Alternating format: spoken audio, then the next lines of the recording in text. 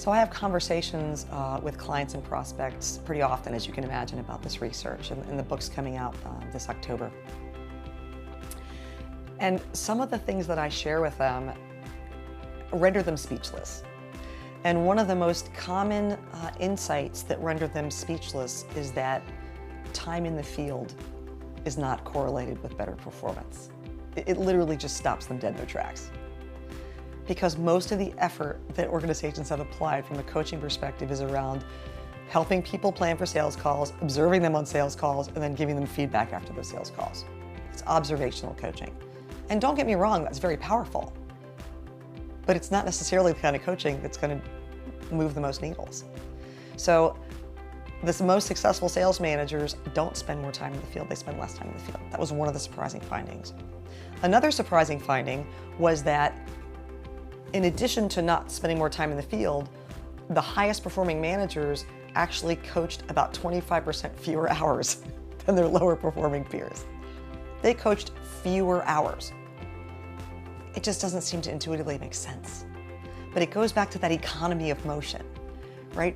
Those sales managers may coach for fewer hours, but the hours they spend are meaningful and impactful and deep and rich, and really build the capability of their salespeople and laser focus on helping them execute more effectively and more consistently. So those two findings were really surprising. And there's another finding which, I told you we got to the nuances, right? We dug deep. We asked really, really granular questions and sometimes got surprising answers and had to answer more questions. One of the other things that we found that was really surprising, and once you hear it, you'll say, oh, that makes sense, but you wouldn't have come to that conclusion on your own. The sales managers that are the most successful, the ones that get more of their salespeople to quota, they actually require less planning activity than their lower performing peers. Let me give you an example. Let's take call planning. That's a very typical expectation. We want you to prepare for your sales calls. And there's typically some kind of planning tool associated with some methodology that they've gotten trained on. And the lowest performing sales managers, for example, require their salespeople to complete a comprehensive call plan for every single sales call. The most successful sales managers know that's not realistic and not even desirable. They require that they plan calls that are more strategically important, that require that additional level of effort. And the managers that over-require planning, not only are they not driving better productivity, they're actually harming productivity.